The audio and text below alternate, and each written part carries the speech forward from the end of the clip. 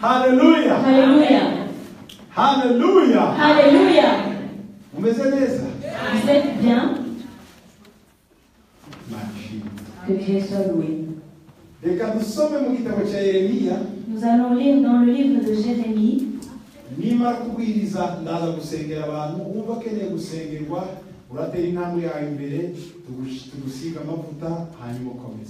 Après la prédication, je vais prier pour les gens. Si tu sens que tu as besoin d'une prière, tu vas t'approcher ici, on va prier pour toi, on va t'oindre et tu vas partir. Nous avons un autre culte mardi soir.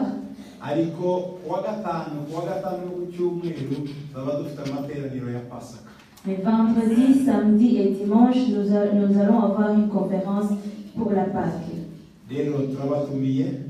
Nous vous invitons donc. Et nous allons baptiser samedi. Si tu sens que tu as besoin d'être baptisé, viens et fais-toi inscrire auprès du protocole. Nous allons te baptiser. Les problèmes que tu avais aujourd'hui, lorsque nous partions de cet endroit, tu vas les laisser ici. Quand on va nous joindre, laisse que nous intérions tous nos problèmes. Parle d'ici en étant une nouvelle créature, que les gens ne te reconnaissent plus. Amen. Amen. Que Dieu soit avec nous. Jérémie chapitre 8, verset 22.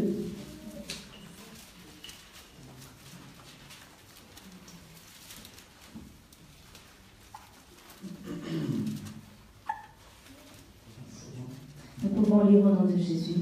N'y a-t-il point de baume en Galade? N'y a-t-il point de médecin? Pourquoi donc la guérison de la fille de mon peuple ne s'opère-t-elle pas?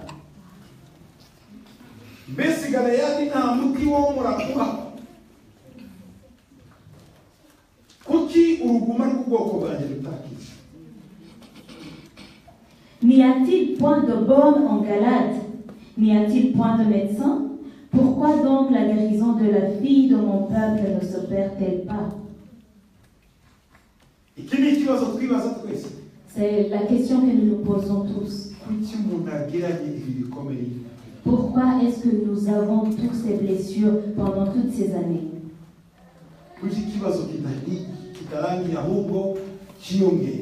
Pourquoi est-ce que les problèmes ne sont pas résolus? Au lieu d'être résolus, ils s'accumulent.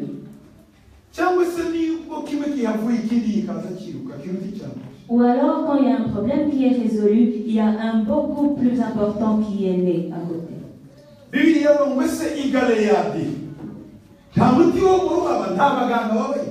La Bible dit, n'y a-t-il point de baume en Galade? N'y a-t-il point de médecin?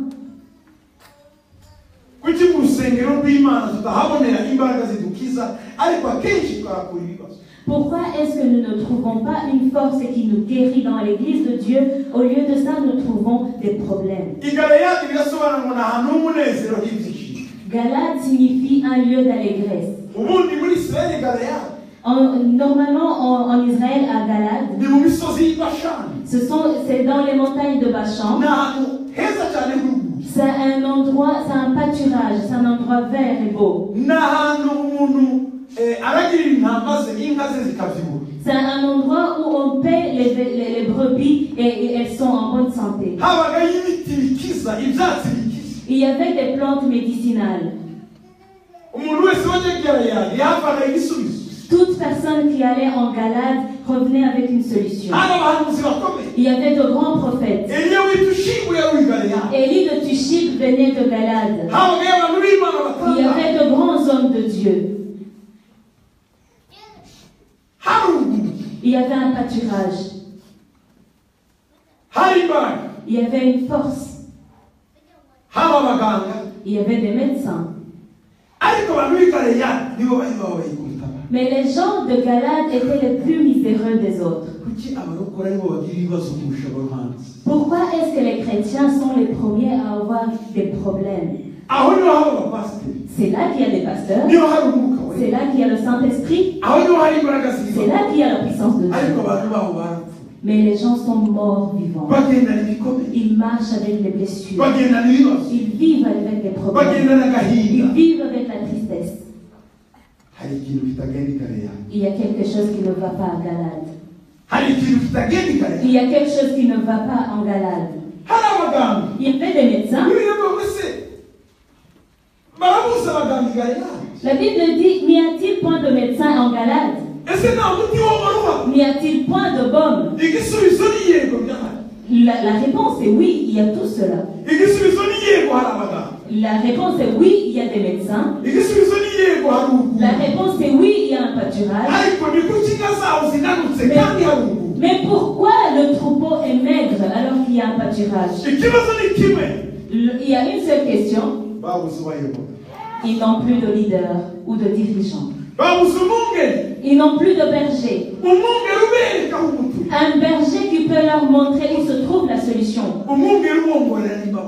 Un berger qui leur parle avec bienveillance. Qui dirige ses brebis dans le vert pâturage au lieu des eaux paisibles. Le Seigneur est mon berger. Je ne manquerai rien. Nous avons rencontré les bergers qui profitent de nous au lieu de nous nourrir.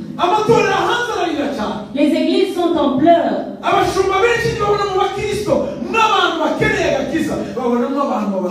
La plupart de bergers ne voient pas en chrétiens les gens qui ont besoin d'eux, mais ils voient dans les chrétiens les gens qui sont en charge de leur nourrir ou de leur rendre riches.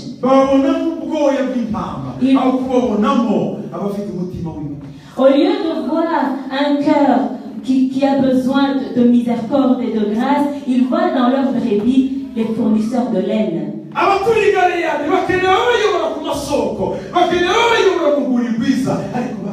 Les gens qui habitent en Galade ont besoin des gens qui les dirigent vers les eaux paisibles, vers de verts pâturages, mais ils ne peuvent pas trouver de tels bergers. Les gens de Galade vagabondent. Ils ont des problèmes. Parce que ceux en qui ils avaient confiance, ce sont eux qui les avaient blessés. Ils ont été blessés par les moments par lesquels ils ont passé. À Galade.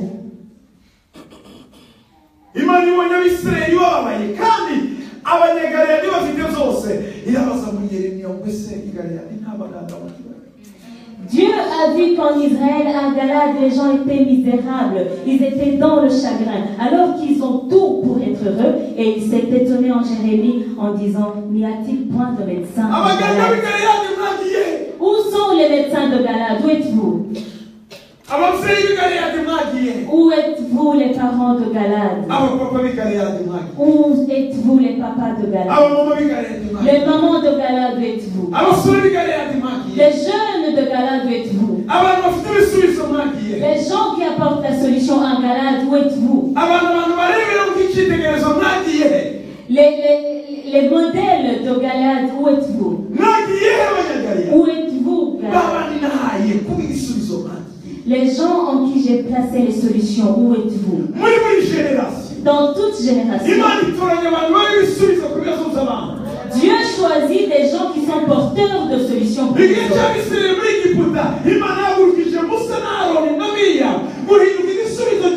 Dans le temps des Israéliens en Égypte, Dieu a levé Moïse et Myriam pour être les porteurs de solutions. Quand le monde était dans l'obscurité, quand les gens ne connaissaient plus Dieu, quand les gens étaient enchaînés dans le péché, Dieu a vu Abraham, Dieu a observé Abraham, et il l'a levé dans son temps, il l'a amené à son temps pour qu'il soit la solution de ce monde. Alléluia. Alléluia. Alléluia. Quand tout le monde était dans le désarroi, qu'ils n'avaient plus de direction, ils avaient détourné les directives de Dieu. Dieu s'est trouvé Noé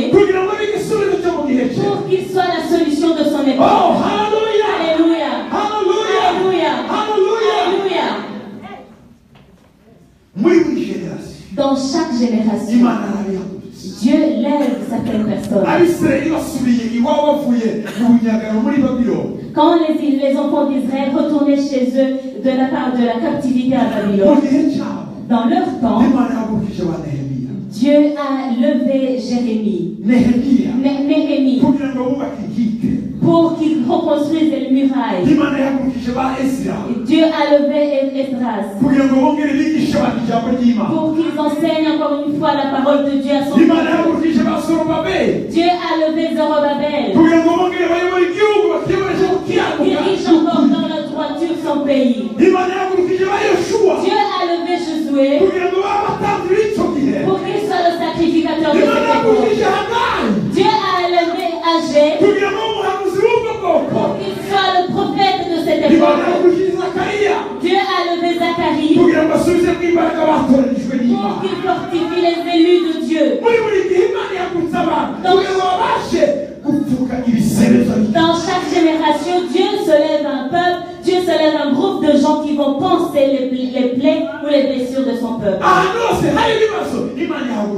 chaque fois, à chaque endroit où il y a des problèmes, Dieu lève un prophète. Dieu lève des personnes pour qu'ils soient des solutions pour les autres. Pour qu'ils soient des solutions dans leur époque. Glorifiez le Seigneur. Quand à Ninive, il y avait des problèmes, ils étaient dans la misère. Dieu a levé Jonas. Il a dit, va à Ninive, la grande cité. Dans cette époque, Dieu veut te lever pour que tu sois la réponse et la solution. Cette génération a besoin de toi. Alléluia. Alléluia. Alléluia. Alléluia. Alléluia. Alléluia. Alléluia. Oh, Alléluia. Alléluia. Dieu a observé les enfants d'Israël. Dieu s'est étonné de voir qu'il n'y avait pas de médecin à Galade. Il s'est étonné de voir qu'il manquait de baume. Vous savez ce qui étonne Dieu? C'est pas la blessure que tu as. C'est parce que tu ne peux trouver personne pour penser cette blessure. C'est ce qui étonne Dieu. Quand nous serons dans ce monde, nous allons toujours rencontrer des choses qui nous blessent. Mais les gens qui se sacrifient pour les autres, on n'en trouve plus. Les gens qui pleurent pour les autres, on n'en trouve pas. Les gens qui portent les fardeaux des autres, on n'en trouve plus. Les gens passent des nuits blanches parce qu'ils ne trouvent plus les gens pour porter leur fardeau. On ne trouve plus ce genre de personnes qui portent les fardeaux des autres. Et Dieu s'est étonné. N'y a-t-il point de baume en Galade? N'y a-t-il point de médecin?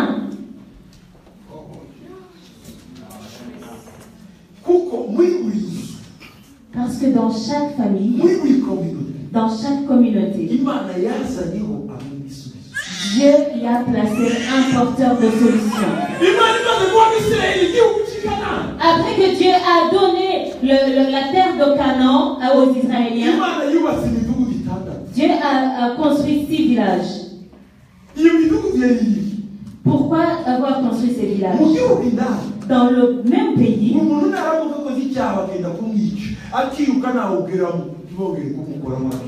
c'était comme des zones tampons. Dieu leur avait dit, si quelqu'un fait des péchés et qu'on le poursuit et qu'on est sur le point de le tuer, il peut se réfugier dans ces villages-là, dans un de ces villages-là, et ce sera comme une zone tampon. Ce sera un lieu de miséricorde. Si quelqu'un se réfugie dans ce endroit, et qu'il arrive à semer les gens qui s'il met le pied dans ce village-là, la personne qui le poursuivait a l'obligation de se retourner. Partout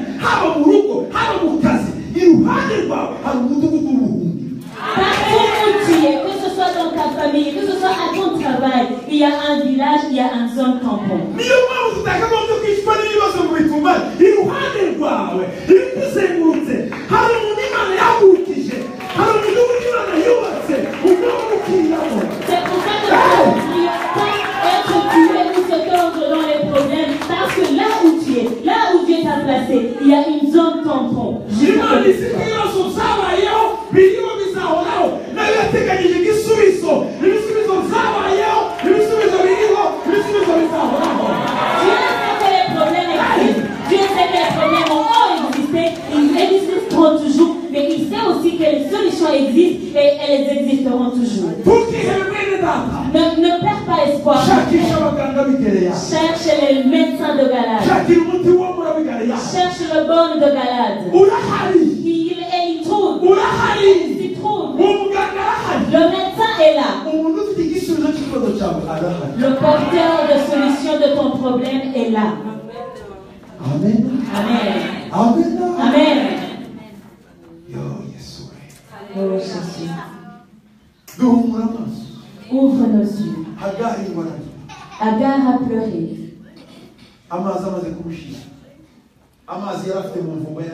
Après qu'il n'avait plus d'eau, il n'avait plus de pain, il a vu son enfant Ishmaël pleurer parce qu'il mourait de soif et de faim. On les avait renvoyés très loin en dessous du désert de Beersheba. Sarah avait dit à son mari, demain matin tu vas choisir, c'est moi ou c'est Ishmaël et sa mère.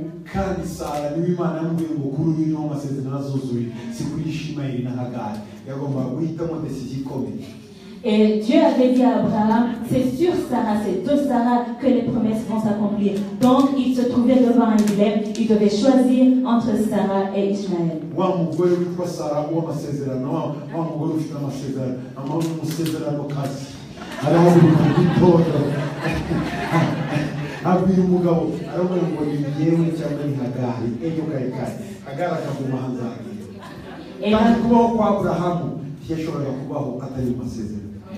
Et la femme d'alliance, la femme qui avait des promesses, elle s'est levée un bon matin, elle a dit, demain matin tu fais ton choix, c'est Agar ou c'est moi. Et Abraham ne pouvait pas vivre en dehors de ses promesses. Ishmaël c'est son fils. Agar, c'est Sarah qui a demandé à Abraham d'aller coucher avec elle pour avoir un fils. C'était pas la convoitise d'Abraham. Donc c'est Sarah qui l'avait travaillé. Tu dois avoir un enfant avec Agar. J'ai besoin d'avoir un enfant dans cette maison. Mais madame, j'ai l'alliance avec toi. Moi je te donne la permission. Cette alliance peut même se casser, mais je te donne la permission d'aller faire un enfant avec Agar.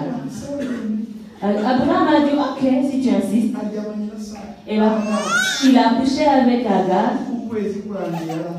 Après un mois, Agar était enceinte.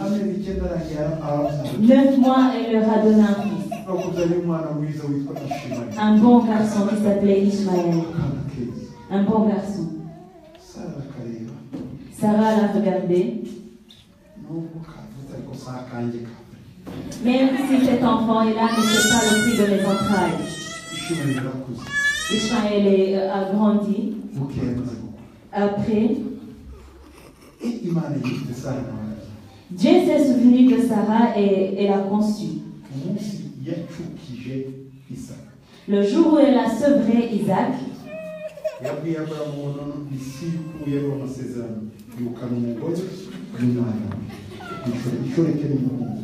Sarah, le jour où elle a sevré Isaac, elle a dit, mais non, je suis sûre que c'est sur Isaac qu'il y a des promesses. Maintenant, tu chasses la maîtresse et son fils.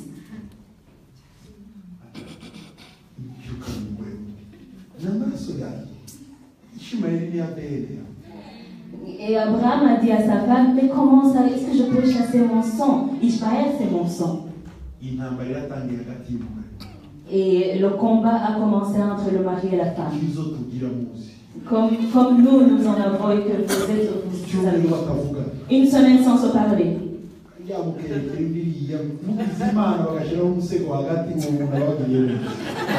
Tu dors, tu regardes de ton côté et l'autre regarde de son côté. Et si tu as de la chance, si on pouvait apporter un oreiller pour vous séparer.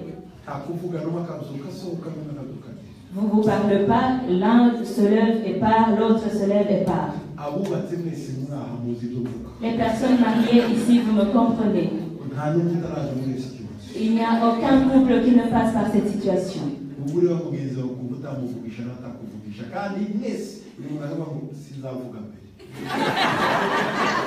Parfois tu regardes ton partenaire, tu dis je ne t'adresserai pas la parole et je ne vais pas faire le premier pas.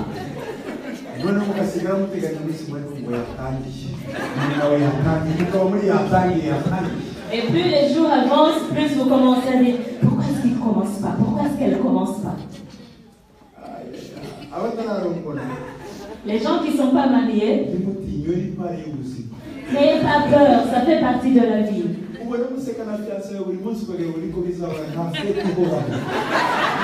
Tu es dans la joie avec ton fiancé, tu penses que ça va durer. Ça ne durera pas éternellement. La fête ne dure pas éternellement. Mais il y a aussi des moments d'obscurité dans les fiançailles. Parce que la chose que j'ai compris, c'est que les gens qui s'aiment, ce sont les gens qui se disputent le plus. Tu ne peux pas te disputer avec une personne que tu ne connais pas. Tu te disputes avec la personne que tu aimes le plus. Abraham s'est trouvé dans un moment tendu. Il a dit, je ne suis pas le responsable de cette situation.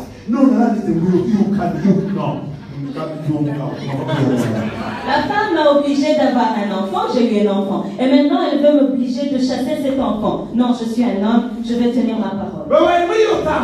Ils ont vécu cette tension. Et Dieu est venu à dire à Abraham, écoute ta femme. Et ce Dieu est là aussi.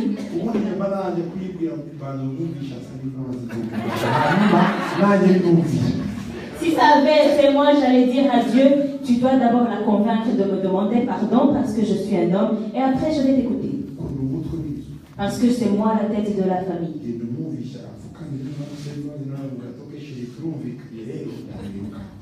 Ok, toi tu vas aller convaincre Sarah, elle va venir s'agenouiller devant moi et après je vais lui dire, ok chérie, je suis d'accord avec toi, je vais la chasser. Abraham était noble plus qu'il dit 3 ans. Il a accepté directement, il n'a pas discuté. Le matin, il a préparé la nourriture.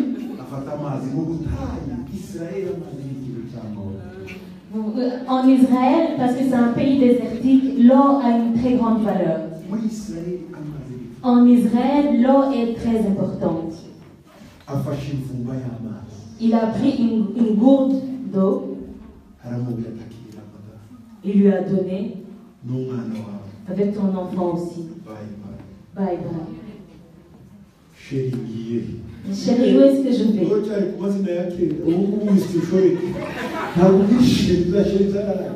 Maintenant tu n'es plus chérie, maintenant tu es la maîtresse.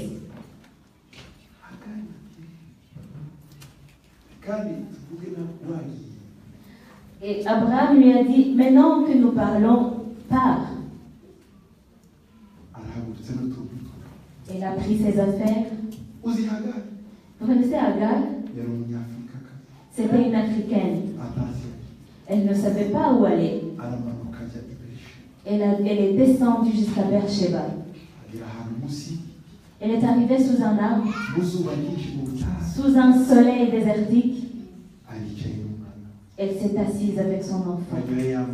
Ils ont bu de l'eau et l'eau s'est épuisée. Ils ont mangé le pain s'est épuisé. Le premier jour, deuxième jour, troisième jour. L'enfant a commencé à mourir. C'est un adolescent, il avait 13 ans. Et maman, qu'est-ce que nous allons manger?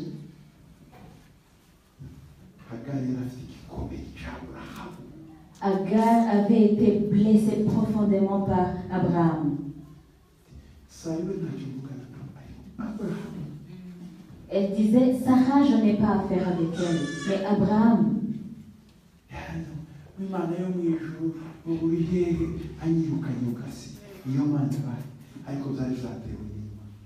Et après, il va faire semblant en appelant le Dieu du ciel. Où est ce Dieu-là alors qu'il vient de me chasser? Mais c'était Dieu qui avait provoqué cette situation.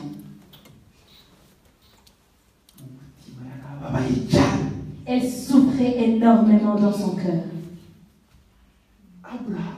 Abraham, il m'a pris alors que j'étais vierge. Il m'a engrossé.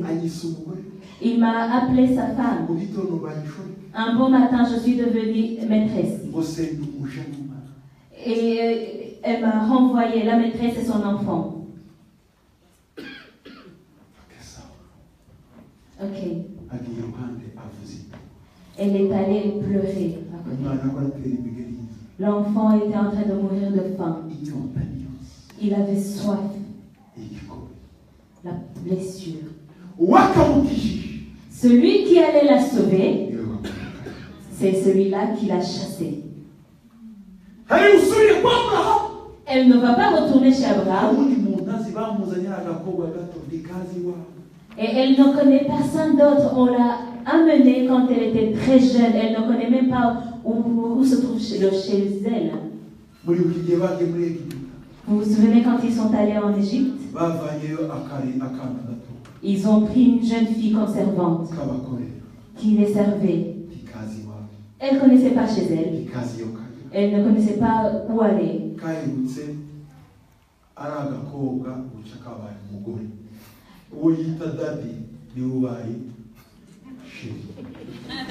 Un bon matin, alors qu'elle était encore très jeune, elle s'est retrouvée femme. Et la personne qu'elle appelait papa est devenue chérie. C'est terrible.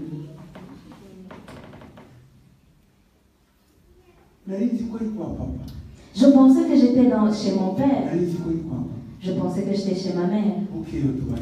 Un jour, on m'a dit, non, tu deviens une femme maintenant. Et maintenant, on me chasse. Elle a dit, ok. Elle est partie pleurer à Dieu. Mon frère, ma soeur, si à Gélad, il n'y a plus de médecin, dans le ciel, il y a un Dieu. Si tu ne trouves pas de médecin en Galade, dans le ciel, il y a un Dieu. La seule personne qu'elle connaissait dans ce pays, c'était Abraham. Et elle n'allait pas retourner chez Abraham, alors que c'est lui qui l'a fait. Quand tu ne trouves plus de solution, cherche Dieu.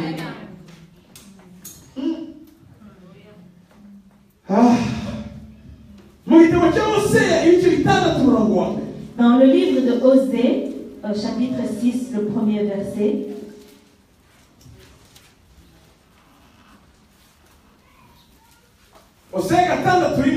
Osée 6, 1.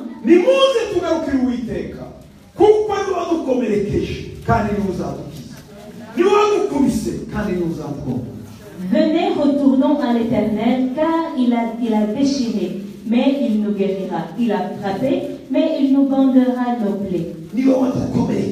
C'est lui qui nous a déchirés.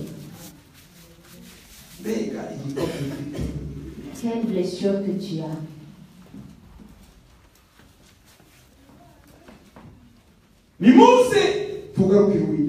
Venez, retournons à l'Éternel.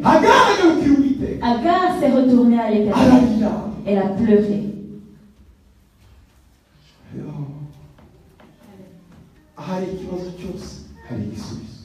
Là où il y a un problème, il y a une solution. Ne perds pas espoir, mon frère, ma soeur. Non.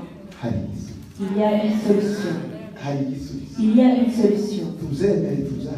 Que nous le croyons ou pas, le problème que tu as a une solution. Moi, je le sais très bien. À côté de toi, il y a une solution. Il y a une solution. Il y a une solution. Il y a une solution. Oh, hallelujah! Alléluia! Hallelujah! Alléluia!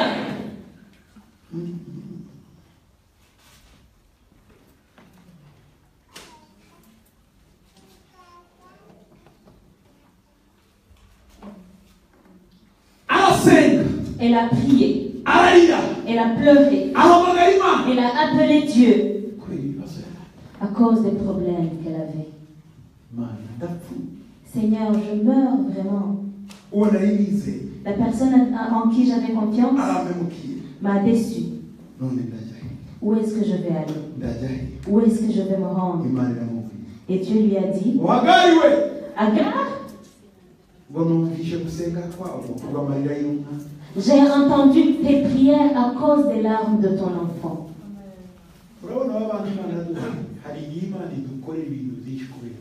Vous voyez les enfants que Dieu nous a donnés, il y a des choses que Dieu fait pour nous, pour eux, ou à travers eux.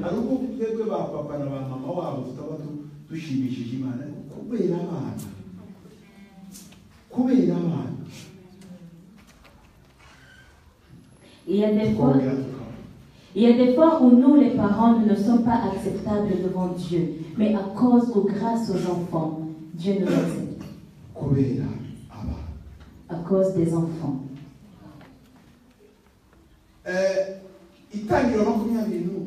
Genèse 21.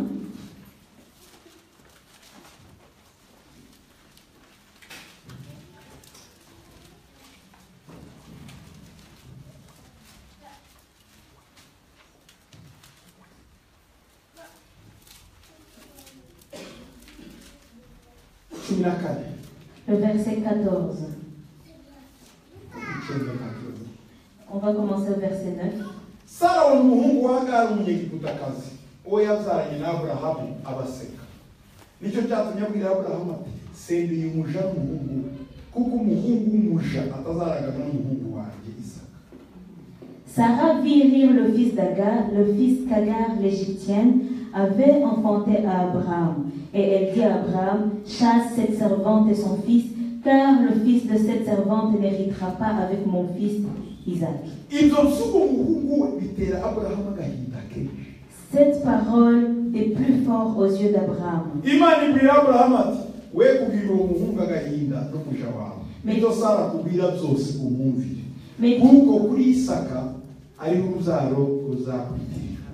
Mais Dieu dit à Abraham que cela ne te déplaise pas à tes yeux à cause de l'enfant et de ta servante. Accorde à Sarah tout ce qu'elle te demandera, car c'est d'Isaac que sortira une postérité qui te sera propre. Parce que Dieu avait reconnu le chagrin d'Abraham et lui a donné une alliance.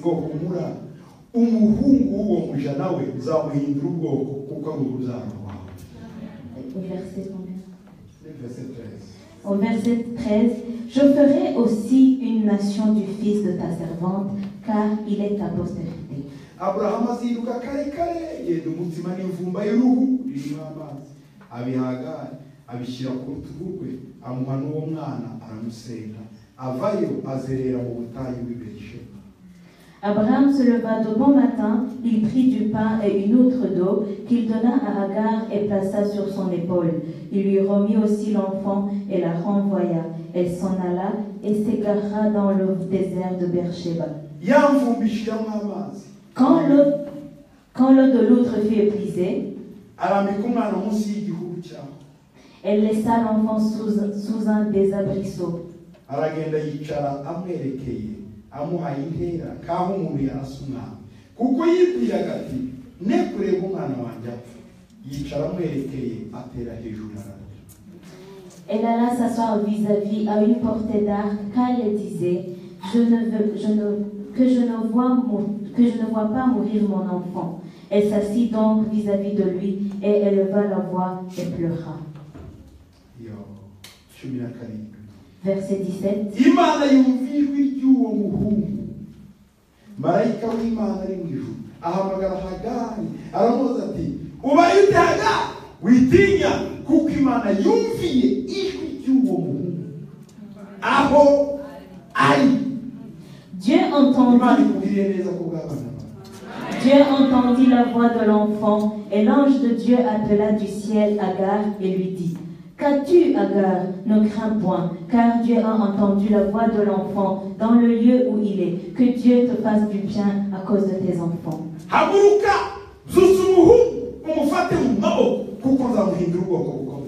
Lève-toi, prends l'enfant, saisis-le de ta main, car je ferai de lui une grande nation. Voilà ce que Dieu lui a dit. Pour la guérir de son chagrin, Dieu lui a demandé, lui a donné des signes prophétiques. Elle pensait que le garçon allait mourir. Mais Dieu voyait du garçon une grande personne. Les choses que tu dis de toi-même, les choses que les autres disent de toi-même sont différentes de ce que Dieu te voit. Ne crois même pas ce que les parents ont dit sur toi. Dieu, il y a des choses que Dieu dit sur toi. Quand tu traverseras les problèmes, sache qu'il y a des choses que Dieu parle sur toi. Gloire. Oh, hallelujah! Alléluia. Hallelujah! Agar n'avait plus d'espoir sur la vie de son fils. Elle avait déjà accepté la mort d'Ishmaël. À cause de la blessure, pour elle, ce n'était plus possible. Quand quelqu'un est blessé, plus rien n'est possible devant ses yeux. Cette personne voit tout en négatif. Ça, ce n'est pas possible. Ça, c'est impossible. Ça ne peut pas passer. Ça, c'est impossible. C'est la blessure. Vous m'écoutez? Après, elle s'est mise à l'écart pour ne pas voir la mort de son enfant. Elle l'a mis sous un abrisseau. Et elle s'est mise vis-à-vis pour pleurer. Quand elle pleurait, elle jeta un œil sur l'enfant. Elle voyait que l'enfant était en train de mourir. Elle pleurait, elle criait. Elle se demandait où elle allait l'enterrer. Et après que je l'ai enterré, moi qui va enterrer. Parce qu'elle savait que c'était la fin. Une voix est descendue du ciel. Quand il n'y a plus de médicaments à Galade, la voix descend du ciel. Quand il n'y a plus de guérisseur en Galade, Dieu lui-même descend. Alléluia! Alléluia! Alléluia! Alléluia! L'ange de Dieu l'a appelé. Qu'as-tu, Agar? Qu'est-ce que tu as? Pourquoi tu perds espoir? Arrête, quitte ce désespoir. Il y a encore de l'espoir. Quitte des choses qui te font manquer la paix. Il y a un espoir encore.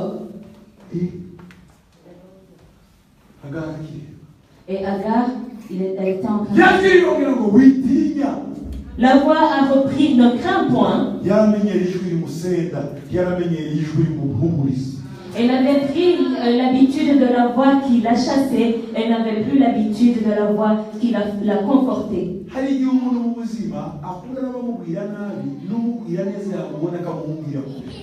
Il y a des gens dans la vie qui ont tellement l'habitude qu'on leur parle mal, et quand ils rencontrent quelqu'un qui leur parle bien, elles fuient parce qu'elles ont l'habitude qu'on leur parle mal.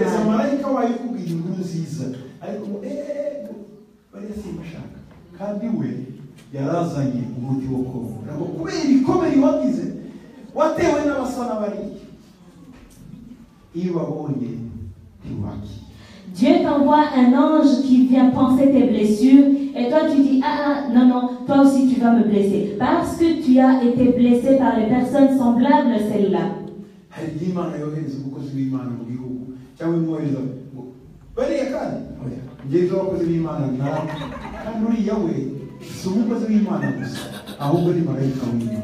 Parfois, Dieu envoie un homme de Dieu dans un pays et quand les gens le voient, ils disent « les serviteurs de Dieu, ces choses-là, j'ai abandonné. » Alors que cette personne n'est pas seulement un serviteur de Dieu, mais c'est aussi un ange. Écoute ce que l'ange a dit. Ne crains point. Dans d'autres mots, ne crains point. C'est je ne suis pas comme les autres. Mais n'ayez crainte. Je suis venu t'apporter la solution. Je te montrerai comment faire. Que ce soir, Dieu te montre comment faire. Le problème que tu as depuis longtemps, que Dieu te montre comment le résoudre. Que Dieu te montre le chemin. Amen.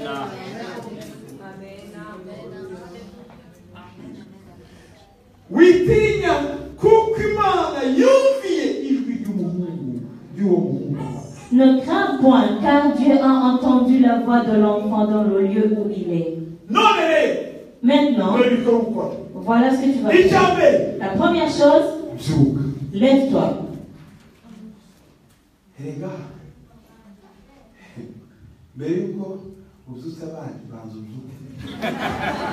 Vous savez, avant de lever les autres, lève-toi toi-même. Normalement, un vrai médecin, un pédiatre, quand une femme amène son enfant chez le pédiatre, le vrai pédiatre va traiter la maman d'abord. Après, il va traiter l'enfant.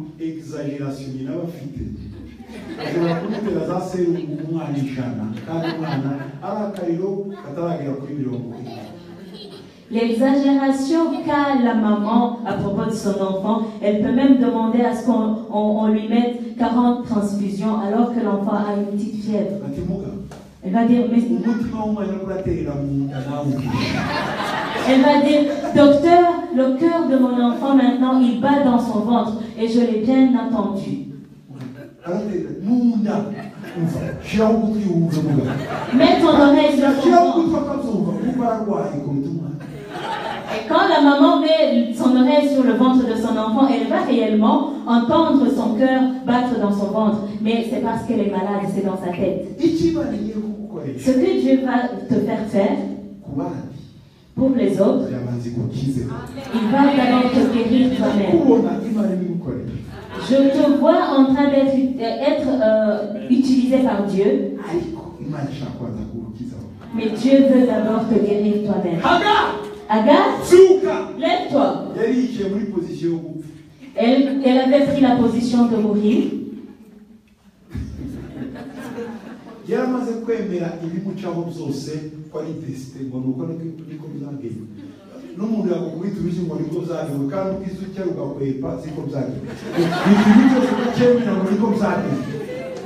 Elle avait déjà abandonné, elle avait déjà accepté son sort. Elle disait, oui, c'est mon destin. Il y a des gens aussi qui sont comme ça. Quelqu'un va t'agresser, tu vas dire, oui, c'est mon destin. Alors que tu pouvais t'échapper. Il y a des choses que nous acceptons en disant que voilà, c'est notre destin, alors que pas du tout.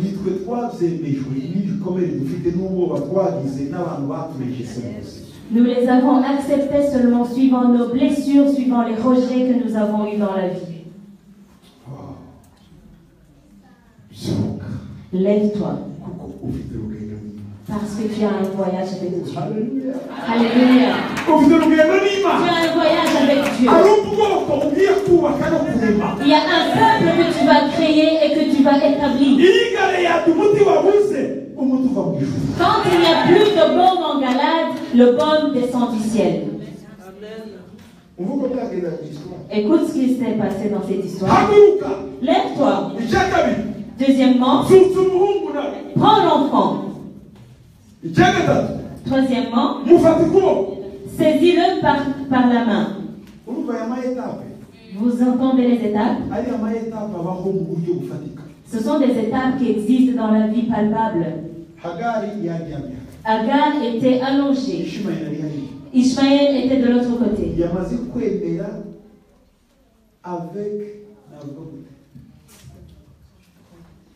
Afite confiance ijana ku ijana ko Ishmael ahubwo umuntu urashakisha ahase umuntu abona serikeri cyangwa nowe zicanga mushiramo ariko ko ufite akabaraga gato nandi wakira akafa kanjye noneho nkaryamemo akikare nibyo bitekereza nari by'urupfu marayika aramubwira ngo zuka wari ukumubwira ngo zuka. Elle avait déjà accepté la mort, elle commençait à se demander comment elle allait enterrer son fils. Elle se disait aussi qu'elle ferait mieux de creuser sa propre tombe et qu'elle s'allonge, comme ça si elle meurt, elle est déjà dedans. Mais Dieu lui a dit, lève-toi. Dans d'autres mots, elle lui disait, ressuscite.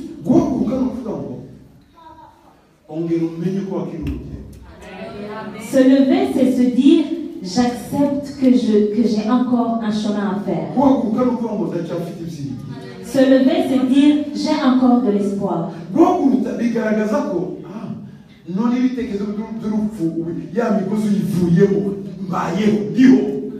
Se lever, c'est casser ou détruire les chaînes de la mort et se dire, je vis. Deuxièmement, les gens que tu pensais morts ou sur le point de mourir, tu peux aller les lever parce qu'ils sont morts. Les gens que tu pensais morts ou sur le point de mourir, maintenant que tu es ressuscité, va les ressusciter aussi.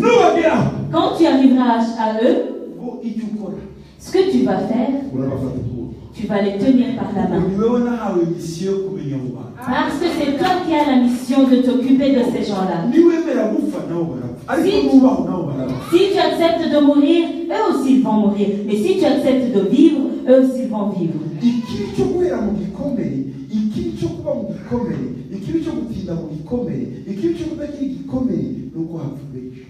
La mauvaise chose dans le fait d'accepter la blessure, de vivre dans la blessure, de refuser de guérir, c'est parce que tu meurs et il y a des multitudes qui meurent avec toi. Il y a des gens qui t'attendent pour que tu les lèves, pour que tu les prennes par la main. Qu'est-ce que la main? C'est le soutien. Tu dis, fortifie-toi. Ishmaël, lève-toi. Prends la main. On est ensemble. Tu ne vas pas mourir. Et moi aussi, je pensais que j'allais mourir. Mais j'ai abandonné ces idées. À un moment, je me suis levée. Je ne vois pas pourquoi tu peux rester assis. Lève-toi. Il y a encore la vie. Il y a encore le plan de Dieu. Nous devons vivre. Qu'il le veuille ou non, que Satan le veuille ou non, que les démons le veuillent ou non, nous devons vivre. Nous devons vivre.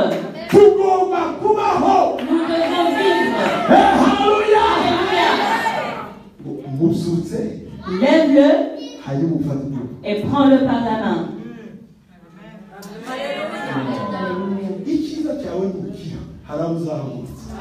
Ce qui est bien dans ta guérison, c'est pas quand tu seras guéri, tu vas guérir, tu vas lever les autres.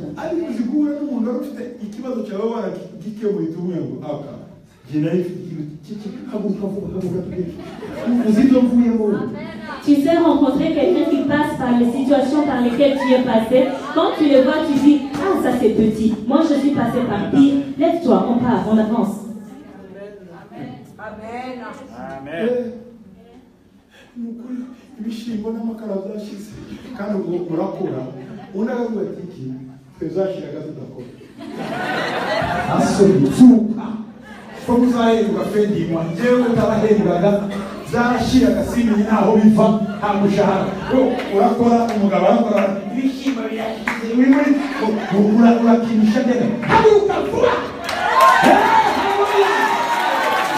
Tu commences à pleurer, à te lamenter en disant que tu n'as plus rien à manger, alors que tu travailles, tu as un salaire, ton mari a un salaire, et l'autre personne à qui tu vas dire ça va te dire, ah oui, moi j'ai passé par les situations où je n'avais plus rien à manger et où je n'espérais aucun salaire. Et toi tu es en train de te lamenter alors qu'à la fin du mois tu vas avoir de l'argent. Lève-toi et on part. Vous savez pourquoi Dieu vous a amené ici, vous?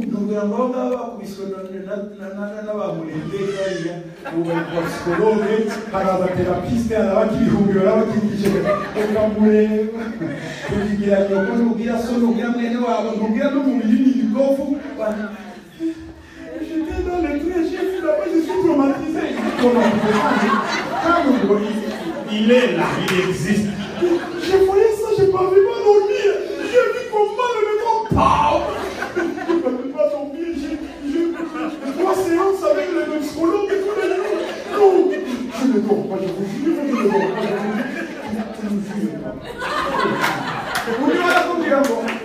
Bahikaga imirambo naho imusi bandembagayizamo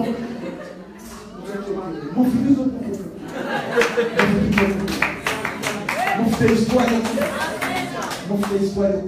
ikibazo mufite n'ikintu kimora.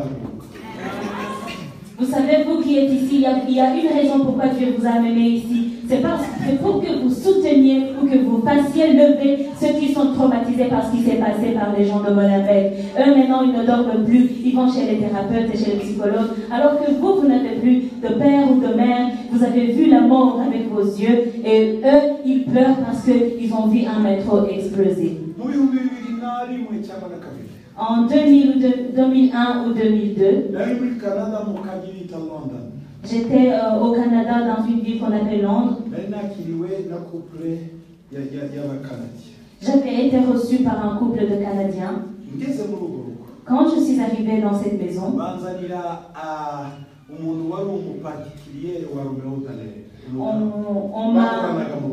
on m'a amené l'assistante particulière de Roméo Dallaire quand il était au Rwanda.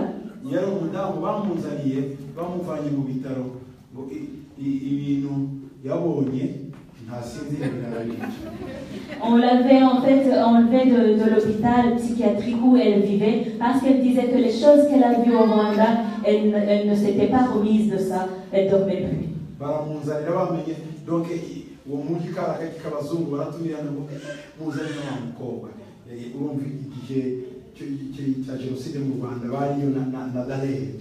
et donc, c'était une petite ville qui était habitée que des blancs. Et quand on a entendu ma venue, ils se sont invités tous et ils ont dit amenez cette dame-là. Parce qu'elle avait vécu ça quand elle était au Rwanda avec Roméo Dallaire.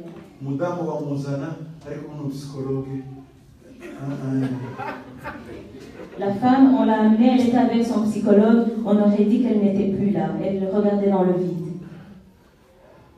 Vous venez du Rwanda? Vous venez du Rwanda? Quand elle me voyait, elle voyait une machette.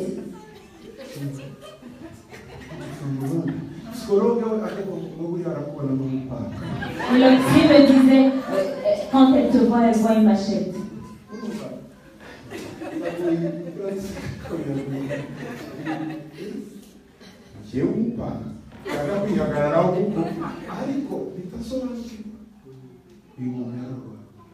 J'ai compris que cette personne était souffrante.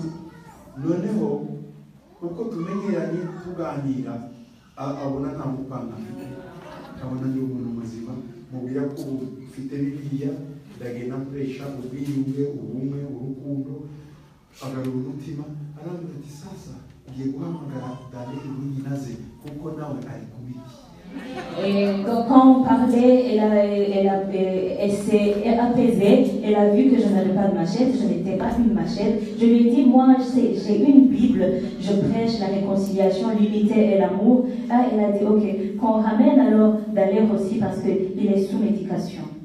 Dallaire, écoutez ce qu'il a dit. Il a dit, pour que je sois guéri, c'est que je vienne vieillir au Rwanda. Il m'a demandé combien coûtaient les parcelles.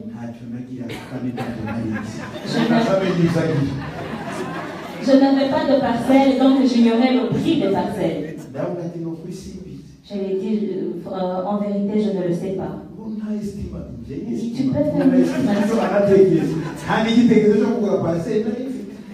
On peut estimer les choses qui vous êtes familiers. Moi, je n'avais même pas une idée d'acheter un parcelle.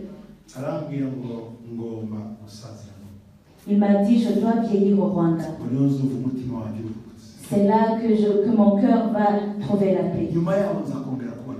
Après, je les ai encore rencontrés. Voici ce qui s'est passé. Il a écrit un livre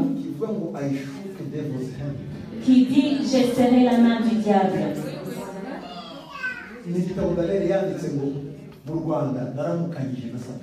C'est le livre que Dallaire a écrit. Le titre c'est Au Rwanda, j'ai serré la main du diable.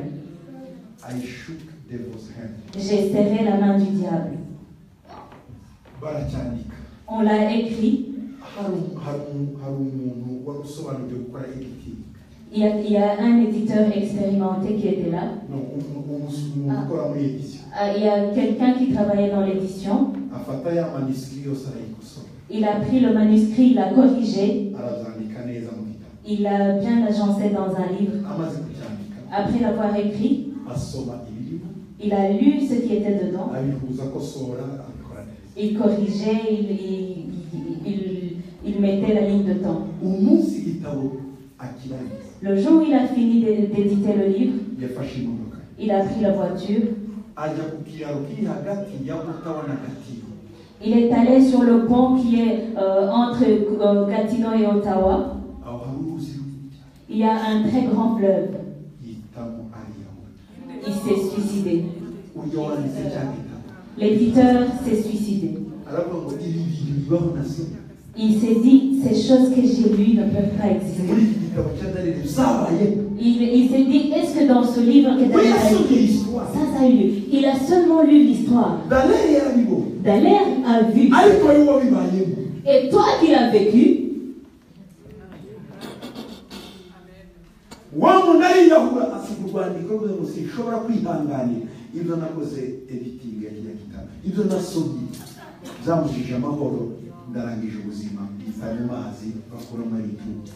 la personne a écrit une lettre d'adieu et elle a dit, je ne peux plus vivre après tout ce que j'ai lu dans ce livre, ma vie est finie, elle s'arrête ici. Elle s'est jetée dans le fleuve et on a pris son corps. Mes frères, ce sont des gens qui ont lu votre histoire et ils se sont suicidés. Mais vous qui les avez vécus, vous ne vous êtes pas encore suicidés. Vous n'êtes pas encore mort, donc vivez.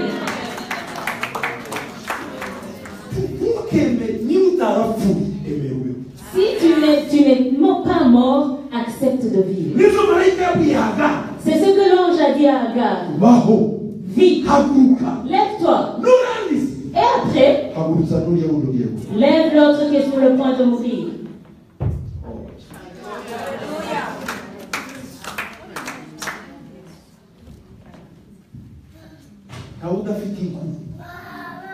Aucun d'entre nous, tout le monde a une histoire. Et qu'on ne vous trompe pas.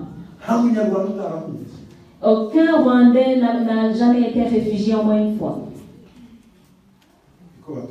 C'est ce qu'on nous dit.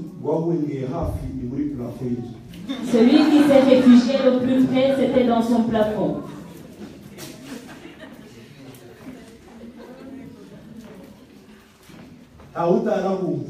On a tous été réfugiés.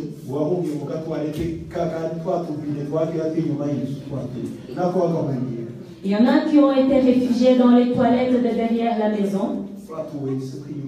Les toilettes extérieures.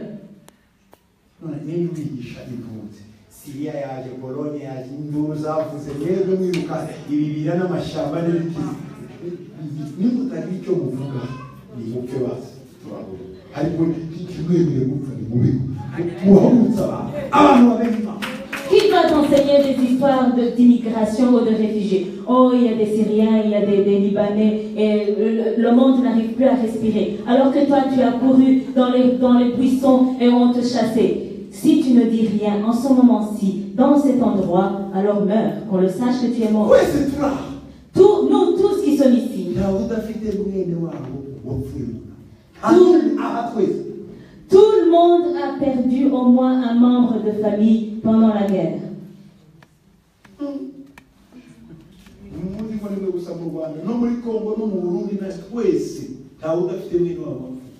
Vous pensez que ça s'est arrêté au Rwanda?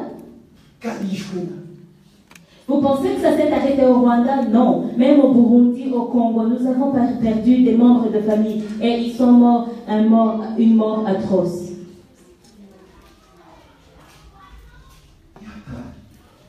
C'est terrible. Moi, j'élève les enfants de mes oncles.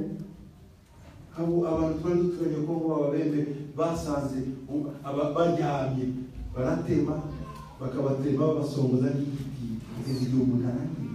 Abo ni abana dufite base babona base babatema.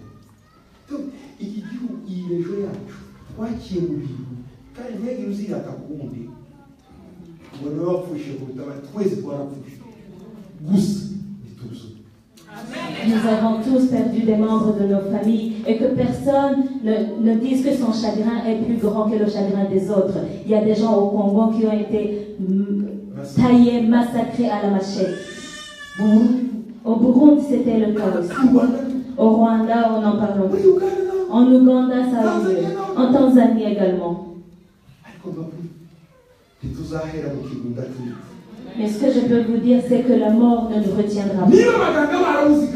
S'il n'y a plus de médecins en Galade, dans le ciel, il y a un médecin. Dans le ciel, il y a un médecin. Écoute ces paroles. Lève-toi. Lève ton fils. Prends-lui par la main. Lève-le. Tu as une mission de lever les gens. Tu as une mission de lever les autres. Quoi qu'il en soit, ton temps de guérison est arrivé. Ton temps de vivre est arrivé. Glorifions le Oh, hallelujah! Alléluia. Hey! Hey, prends-le par la main. Quand il a pris par la main, voilà ce que Dieu a dit. Je ferai de lui une grande nation. Ce sont des paroles prophétiques. La personne en qui je voyais la mort, je vois en lui une grande nation. Un peuple promet. Kakahungu kamwe karekeye gupfa kadafite amazi n'imvune n'umutsima kazavamo nk'ubwoko. Ibi birashoboka se? Birashoboka. Ibidashobokera abantu kumana birashoboka. Donc le petit garçon en qui je voyais la mort, qui n'avait plus à manger ni à boire, peut devenir une grande nation. Oui, c'est possible. Car ce qui est impossible au Fils des hommes est possible avec Dieu. Qui aurait cru que tu aurais des fils et des filles?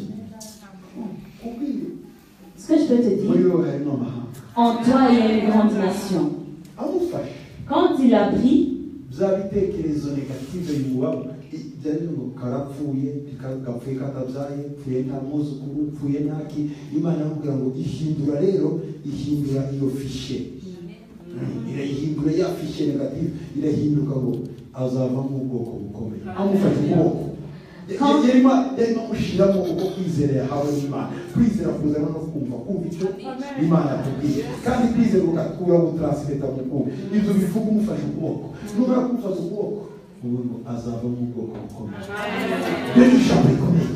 quand Agar a pris la main de son fils, Dieu lui a dit, je vois en lui une grande nation. C'était des paroles prophétiques. Dieu était en train de changer les pensées négatives d'Agar dans les pensées positives. Quand il a changé le fichier négatif dans le fichier positif, quand tu prendras la main de cette personne, prophétise et dis, je vois une grande nation en toi. Quand Dieu a vu que Agar avait saisi, avait accepté ceci, elle s'est levée, elle est partie, mon fils, elle a dit, lève-toi. Tu seras une grande nation. Et ses pieds n'arrivaient plus à tenir. Lève-toi, fortifie-toi. Tu seras une grande nation. Tu as seulement faim pour un seul jour, ça va passer. Mais maman, je suis sur le point de... Au nom de Jésus, tu seras une grande nation. Tu vas l'accepter. Tu seras une grande personne. Tu seras une grande nation. En toi, il y a la force. Il y a la puissance. Tu as vie. Hey!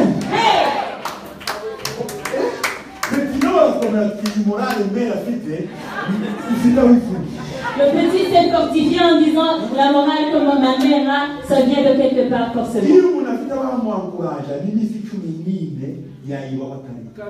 Quand tu as des gens pour t'encourager, tu peux même passer 14 jours sans manger.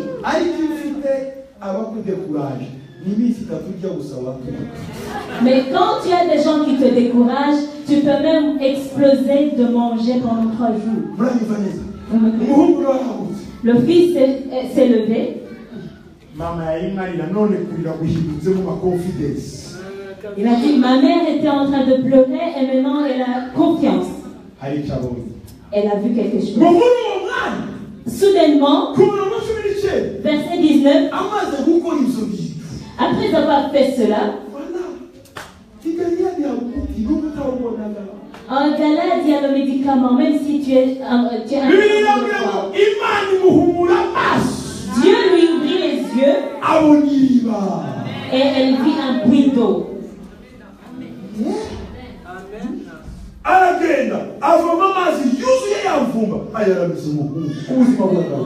Elle alla remplir d'eau l'outre et donna à boire à son enfant.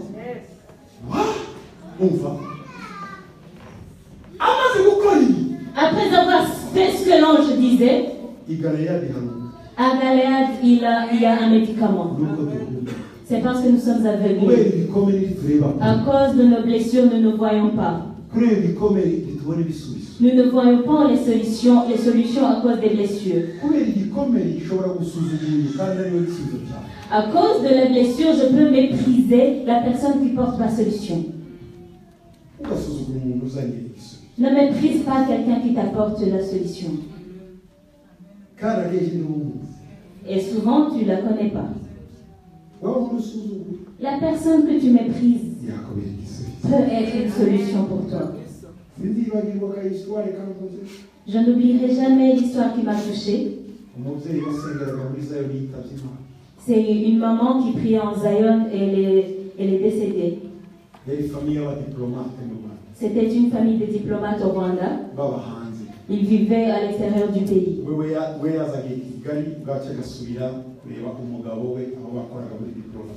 Elle venait à Kigali et après elle retournait voir son mari qui était diplomate à l'extérieur.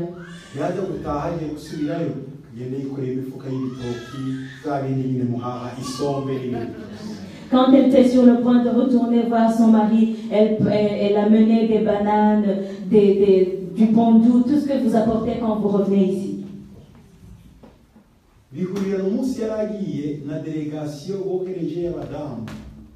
Et ça a coïncidé au jour du départ des dames qui allaient à l'extérieur, qu'on avait envoyé en mission.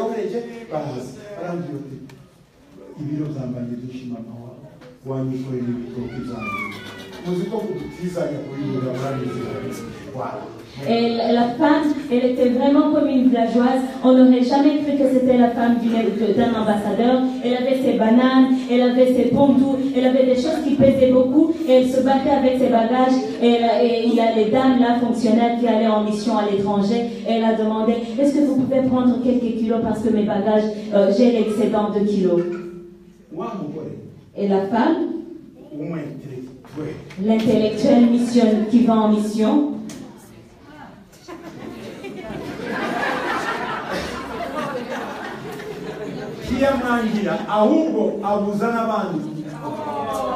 elle n'a pas seulement refusé de l'aider, elle a aussi dit à ses consoeurs de ne pas l'aider.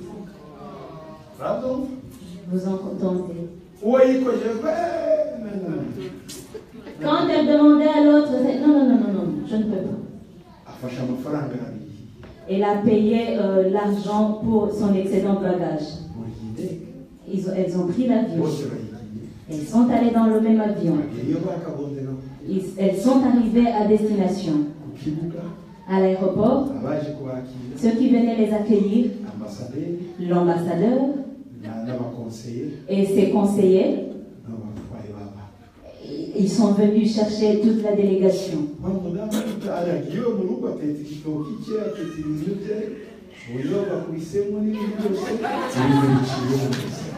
La femme est rentrée chez elle, elle a préparé ses bananes, elle a préparé tout ce qu'elle avait amené du Rwanda. À 2h du matin,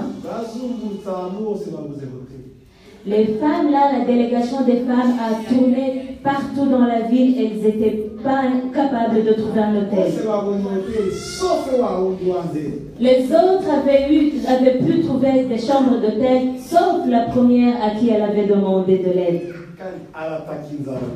Et elle avait très très faim. Et à la maison, il y a les bananes qu'elle a refusé de prendre.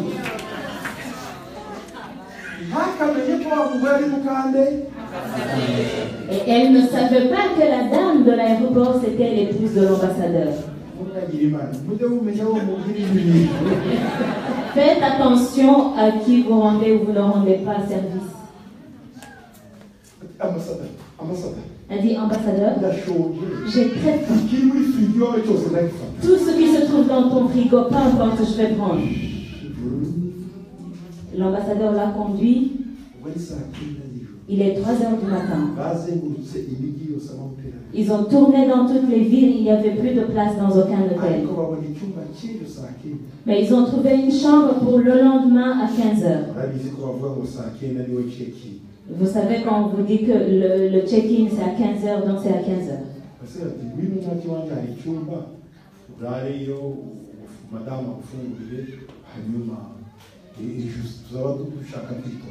L'ambassadeur a dit, ok, tu peux venir chez moi, madame, ma femme va te donner à manger, et on va chercher une chambre demain tranquillement.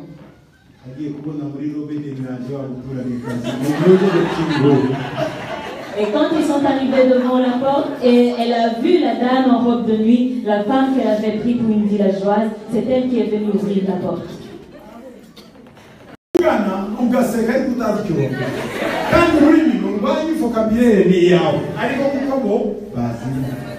La femme de l'ambassadeur a bien précisé. Oui, chérie, j'ai déjà fait à manger. J'ai de bonnes bananes que j'ai amenées du Rwanda. Et l'ambassadeur n'était pas au courant de la situation, mais les femmes, elles ont su. Et la fonctionnaire a reçu la pique que la femme de l'ambassadeur lui lançait.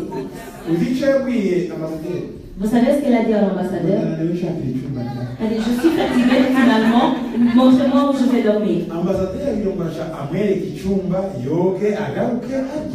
L'ambassadeur a pensé que la dame allait voir sa chambre, prendre une douche et revenir manger. Elle dit, chérie, tu peux lui montrer où elle va passer la nuit? Elle dit, non, ambassadeur, que ce soit toi qui me montres, je suis très fatiguée. Elles se connaissaient. Elles se sont rencontrées à l'aéroport. Elle l'a méprisée. Et maintenant, elle va demander le logement chez elle. Ne méprise jamais personne parce que vous allez vous rencontrer quelque part. Apprenons.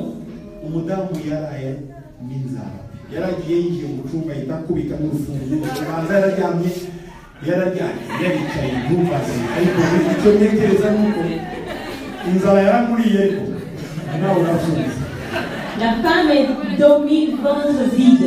Elle est arrivée dans la chambre, elle a fermé à clé. Et je ne sais pas si elle a pu dormir, je ne sais pas si elle a fermé l'œil, mais vous imaginez la situation dans laquelle elle se trouve. L'ambassadeur est allé frapper à la porte. La nourriture est prête, tu peux venir. Elle dit, ambassadeur, je suis très fatiguée, je suis déjà endormie.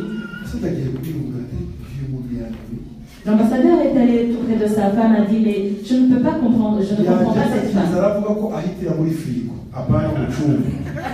Quand nous sommes venus, elle disait qu'elle avait très faim, qu'elle va prendre le premier train dans le frigo et pas dans la chambre. Et maintenant, elle est allée dans la chambre, elle n'a même pas jeté un œil dans le frigo. Elle doit avoir un problème. Et la femme a dit, non chérie, dors, on va en parler demain. L'ambassadeur a dit, non, c'est une femme comme toi, tu vas insister pour qu'elle mange quelque chose. Je ne sais pas ce qui se passe. Et l'autre a dit, ok, reposons-nous, peut-être qu'elle a vraiment pas faim. Mes frères, à 6 heures du matin, elle était en train de frapper à la porte de l'ambassadeur et sa femme en disant ambassadeur, tu peux me déposer à l'hôtel? Et l'ambassadeur lui a dit mais ton check-in c'est à 15 heures. Elle a dit non, allons à l'hôtel, je vais m'asseoir là-bas et ça fait rien. L'ambassadeur a levé les chauffeurs, ils l'ont conduit. Sa femme a dit, je sais que tu ne comprends pas ce qui se passe, mais je vais te donner toute l'histoire. Quand elle a rencontré, le mari a dit quoi? Pourquoi est-ce que tu ne l'as pas dit hier pour que je l'abandonne à son sort? Il a dit non. Elle a dit non, tu as servi Dieu.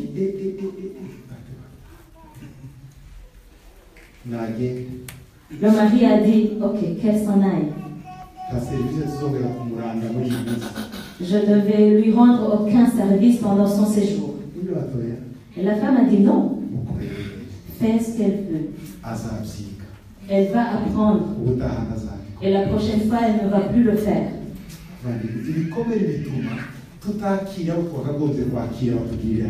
Mes frères, les blessures nous font manquer d'accueillir les gens que nous devrions accueillir. Vous savez cette femme, ce qui l'a poussée à agir ainsi? Il y a plusieurs scénarios, plusieurs probabilités.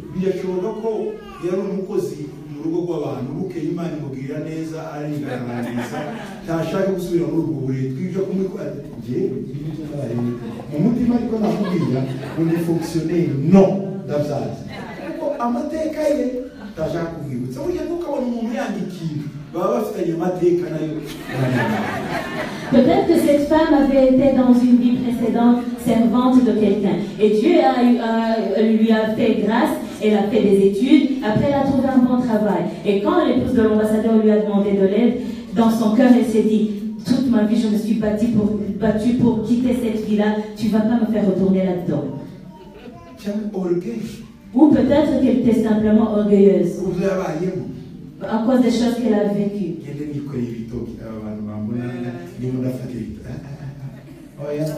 Moi, prendre les bananes, que tout le monde ici me voit en train de prendre des bananes. Non, pas moi. Donc l'orgueil,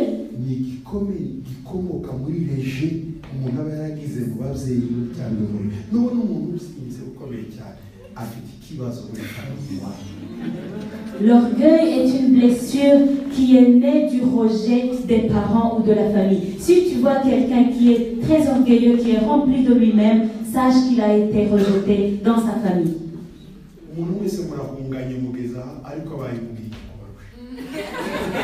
Vous êtes tous des réfugiés ici, vous êtes venus en Belgique, vous êtes tous des étrangers, mais la personne va être plus belge que des Belges. Vous êtes nés sur une même colline. Vous avez été à la même école primaire à Nyundo.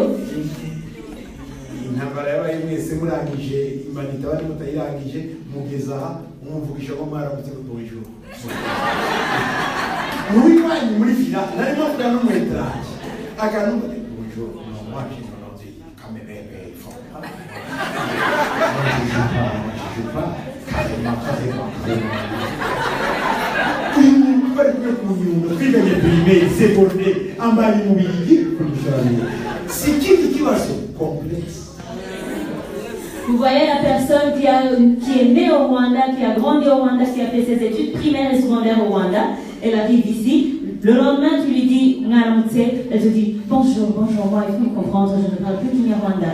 C'est parce qu'il est ou elle est complexée. En fait, j'ai oublié. Tu m'as dit,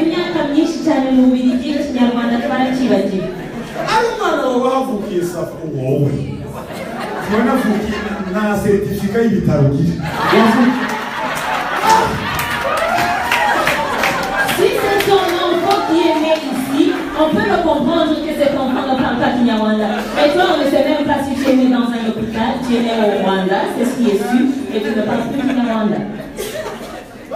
hari n'ababivuga burya abana turarutana twese twavukiye mu Rwanda ariko hari ababaye muri ekole belge narigiye muri ekole primaire Gatenga babashyira hamwe epe Gatenga hamwe na ekole belge yatatu umwana muri ekole belge abivuze twakumva umugatenga.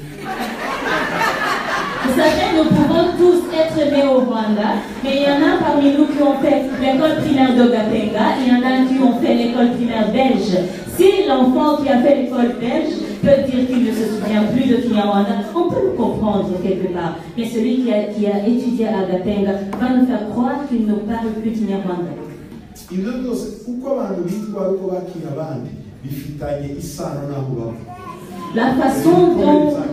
La façon dont les gens considèrent les autres, la façon dont les gens accueillent les autres a un rapport avec ce qu'ils ont vécu dans leur vie ancienne.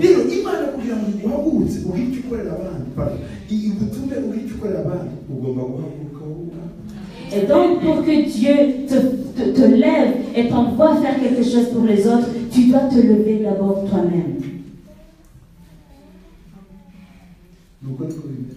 C'est comme ça. Il y a un adage. Il y a un adage qui dit mieux vaut avoir affaire au propriétaire du troupeau qu'au berger. Vous n'avez pas été berger, vous savez, aller emprunter un bœuf, c'est difficile.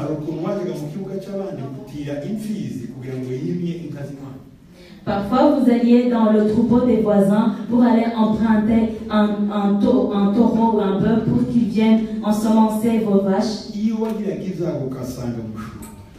Si tu avais le malheur d'avoir affaire avec le berger, le berger te disait, je ne te donnerai pas mon taureau. Il va te rendre misérable toute la journée.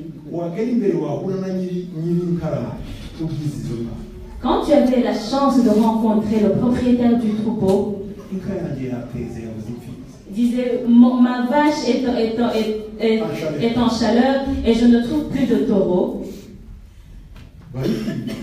On t'a refusé mon taureau. Qui t'a refusé? Le berger t'a fait perdre ton temps toute la journée. Mais le propriétaire du taureau vient. Il ne va même pas parler au berger. Il va diriger, il va frapper le taureau. Tu peux le prendre, tu vas me le ramener après une semaine.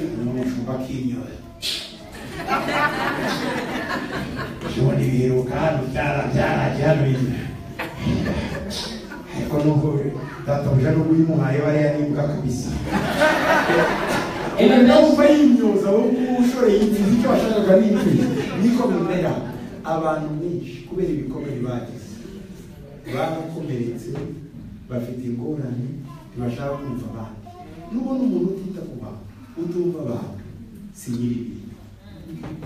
la plupart des gens ont été brisés, ont été blessés, ils ont des blessures profondes et ils ne comprennent pas les gens, ils ne sont pas avenants envers les gens. Si tu vois quelqu'un qui se conduit de cette manière, sache que ce n'est pas le propriétaire des choses.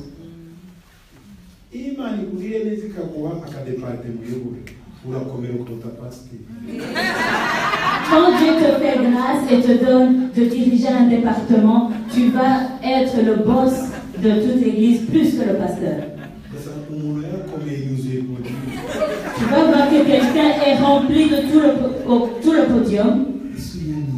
Qui est cette personne?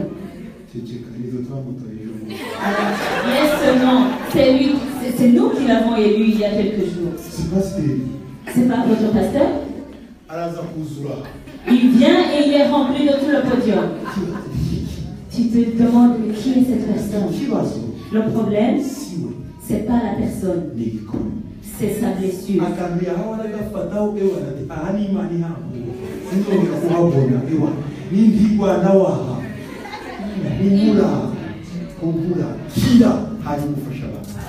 Il va s'accrocher à la petite chose qu'on lui a donnée et va dire, seul Dieu peut m'arracher à cette place. C'est parce que cette personne a été blessée. Alors, sois guéri et serre les autres. Kugira ngo ahagurutse Isimayeli Pour lever Ishmaël, tu dois être levé toi-même. Quand Dieu l'a ouvert les yeux, voici ce qui s'est passé. Genèse 21, 20.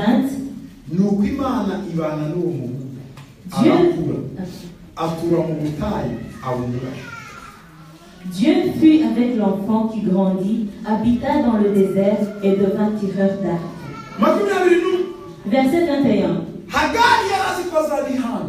Agar savait que cet enfant allait devenir une grande nation. Il sera une grande nation.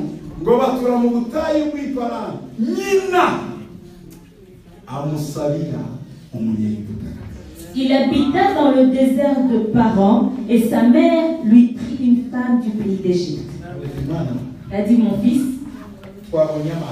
nous avons eu de l'eau. Tu as 13 ans, 14 ans. On refuse de mourir. Cet homme ne va pas nous faire vivre. Tu es un homme. Moi, je suis une femme. Cherche une arche. Nous allons dans le désert de Paran. Il y a des petites bêtes, il y a de l'antilope. Tu vas devenir chasseur. Lui et sa mère. L'enfant courait derrière les petites bêtes. Il apportait des gibiers. Et maman faisait la cuisine. Et le reste de la viande, il les amenait chez les Bédouins et il faisait de l'argent avec. Et la dame a commencé à gagner de l'argent. En ce moment-là, il y avait une route qui allait jusqu'en Égypte. Elle a dit, je vais te chercher une femme. Tu ne vas pas m'amener des histoires d'amour. La personne que je vais aimer, tu vas l'aimer. Parce que tu seras une grande nation. Dieu m'a confié ta personne. Ce qui m'a fait vivre, c'est pour te garder. Il y a quelqu'un qui Dieu t'a confié. Pourquoi tu n'es pas mort? Parce que tu dois aider quelqu'un. Il y a quelqu'un en qui tu dois faire naître une nation. Ce qui t'a gardé, c'est parce qu'il y a une personne en qui tu dois faire naître une nation. Et cette personne n'est pas bien portante. Il est malade comme toi. Mais sois guéri d'abord et guéris la personne. Elle est descendue chez elle en Égypte, chez ses frères. Elle a dit, j'ai eu un fils. Je suis allée dans un pays lointain, en Canaan. J'ai eu un enfant, une fille qui s'appelle Ishmaël. Et il est avec Dieu. C'est un homme. Maintenant, je suis venu chercher une épouse pour lui.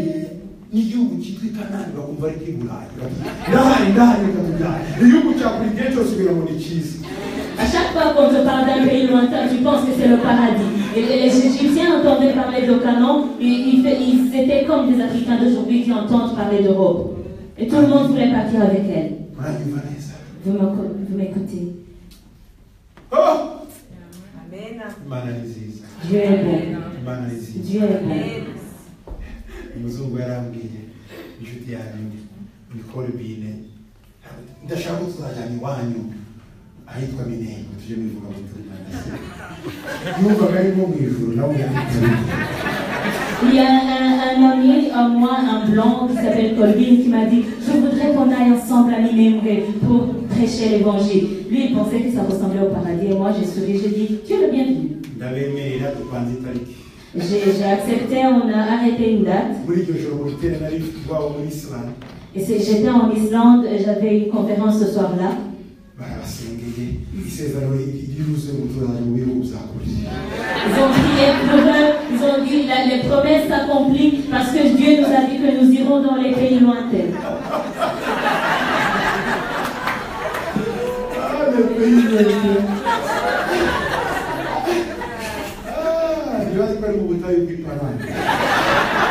Il ne savait pas que c'était dans le désert de Paran.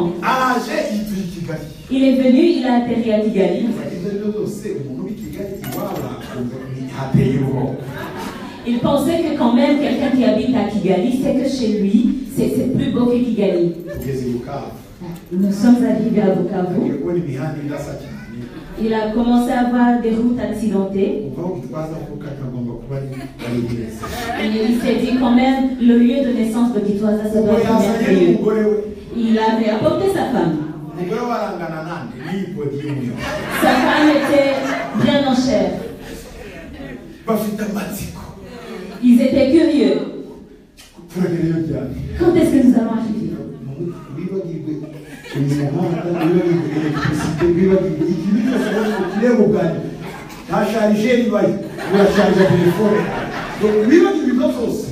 Et moi, dans mon cœur, je me disais, regarde la route asphaltée pour la dernière fois, regarde l'électricité pour la dernière fois. Il n'y a pas de chargeur pour charger ton téléphone. Oublie tout ça. Nous sommes arrivés à l'aéroport de Kavumu. Il a regardé.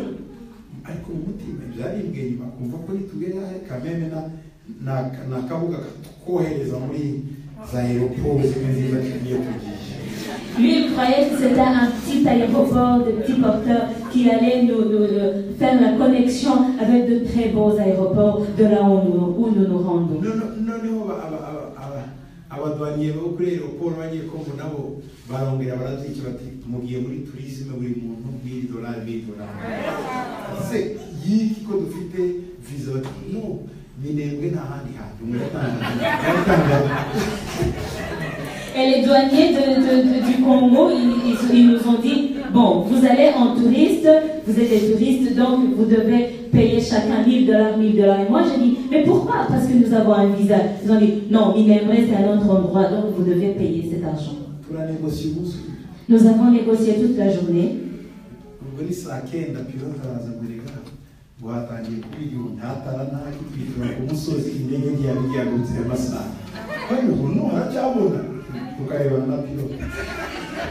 Déjà, visibilité à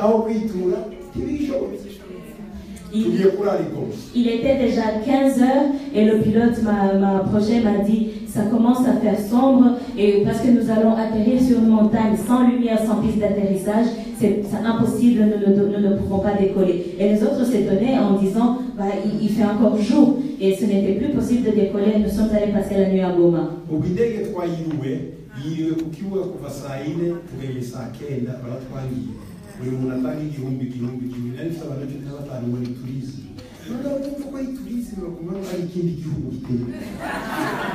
Et nous avions loué cet avion-là. Nous sommes arrivés à l'aéroport à 10h, jusqu'à 15h, on négociait parce que les douaniers disaient que nous étions en tourisme, qu'on devait payer $1,000, $1,000, et nous étions un groupe de 12. Et quand ces gens-là, de 15, et quand ces gens-là entendaient parler de tourisme, ils s'imaginaient un pays extraordinaire. Nous sommes allés à Goma avec le même avion et nous avons passé la nuit à Goma. Et on paye par heure.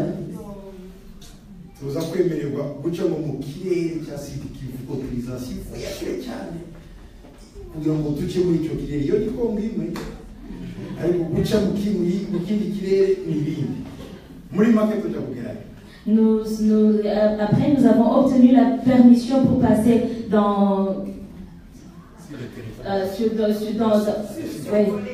de survoler le Sud Kivu parce que c'est un autre territoire et c'est le même pays, mais on nous fait taxer encore pour passer au-dessus du Sud Kivu.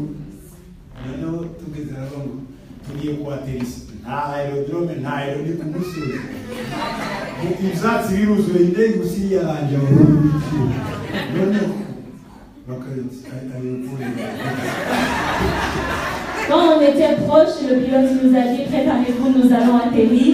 Et il n'y avait pas d'aérodrome, il n'y avait pas d'aéroport, il n'y avait rien. Donc l'avion devait frayer son chemin. Et les autres se disaient mais où se trouve l'aéroport?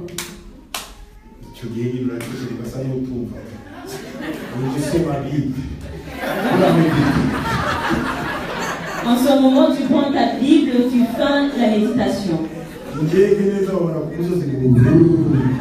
Et ils ont vu l'avion qui a atterri sur la montagne. Et la femme a saisi son mari et elle a crié. Et le mari lui a dit, on est à Minembwe. musozi neza ku musozi nyamusozi dogena inzego irahagaze abaturage baje kudusuhuza dusohotse rero nta modoka naki tugomba kugenda. On a atterri sur le sommet d'une montagne, il n'y avait pas de route, il n'y avait rien. Et les villageois sont venus nous dire bonjour. Et quand on est sorti, on devait commencer la marche à pied. On a marché. Jusqu'à la montagne suivante. On nous avait préparé la plus belle maison.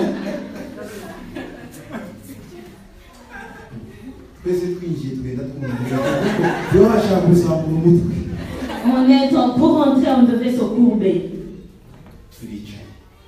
On s'est assis.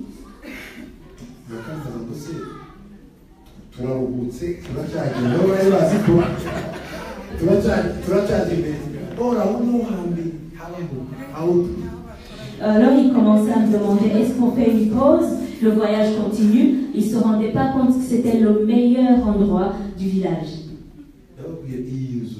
Je leur ai dit cette maison, c'est le Hilton de ce village.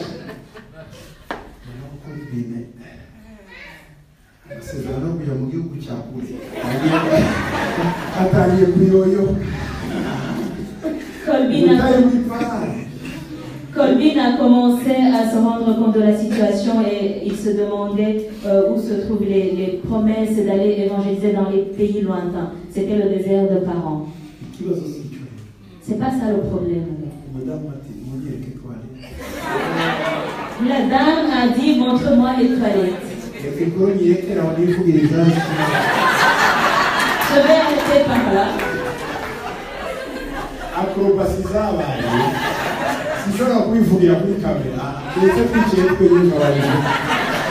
ne peux pas vous raconter ce qui s'est passé devant la caméra. Je peux vous le raconter. Elle était bien en chair.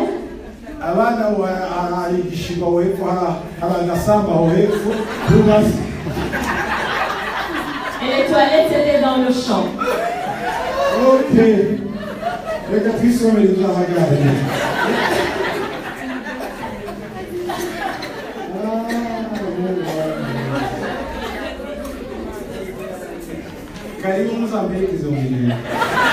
Vous êtes les bienvenus pour m'accompagner dans les Minembwe. C'est là que je vais accepter votre appel.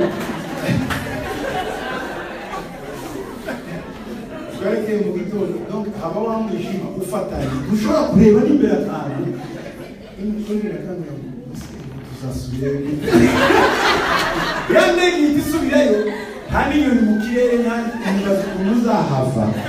Nicyo kibazo sigara kwa ndashimye ndahageze nzahava nta modoka nta ndege nizo hejuru ziyanje baza kiriya kirere zitakicaho ushobora kumenya ukuntu uzahava aragengera gusa uzahava gute murubwira mu nure tuzahava. Quand il a fait nuit, c'est une obscurité qui ne laisse rien, vous ne pouvez rien apercevoir au travers de cette obscurité. Et le monsieur a commencé à avoir peur et il a commencé à me demander comment on allait repartir de cet endroit. Parce que l'avion qui nous avait amené était retourné.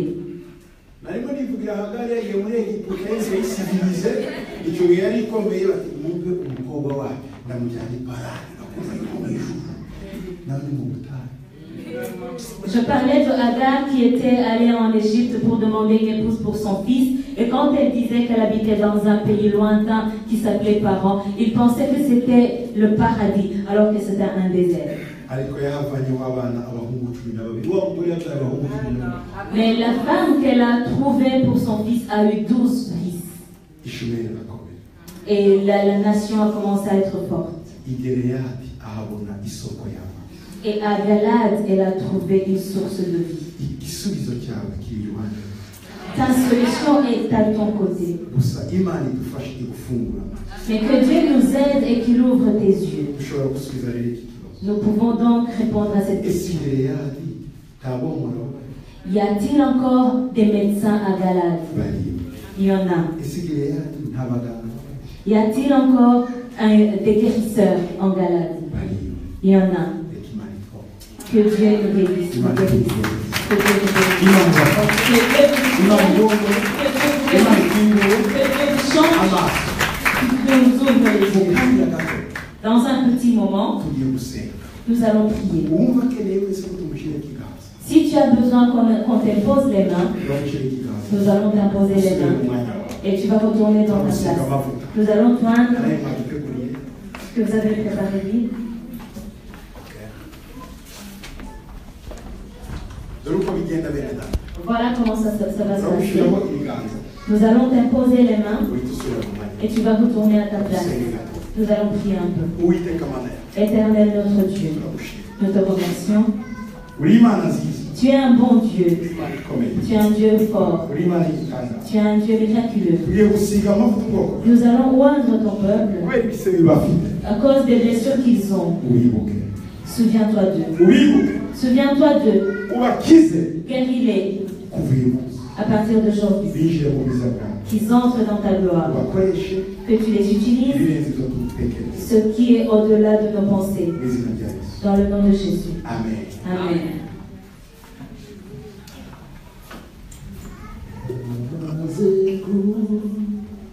Ushaka tumusengera azanye imbere tumushyire ikiganza. Si vous avez besoin d'une prière, venez.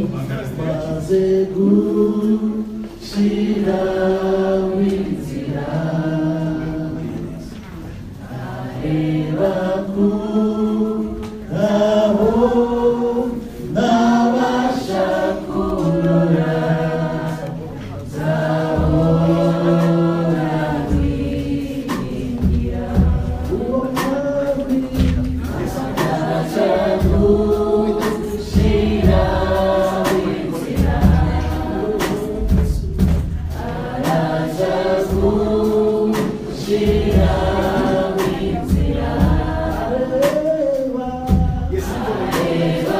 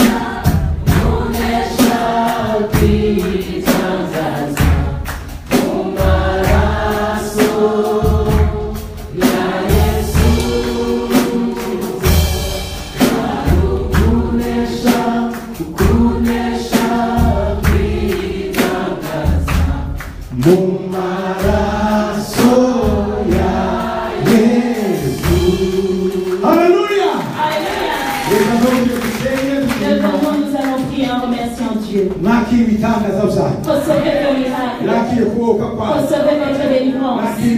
Recevez la puissance de Dieu. La force de Dieu. Dès aujourd'hui, les choses anciennes sont terminées. Vive et fais vivre. Vis et fais vivre. Fais ce que Dieu t'a appelé de faire. Fais entrer beaucoup dans leur destinée. Que ta vie redevienne délicieuse et valeureuse. Le désespoir qu'il s'en va. Que les miracles s'accomplissent. Dans le nom de Jésus. Amen. Amen. Amen.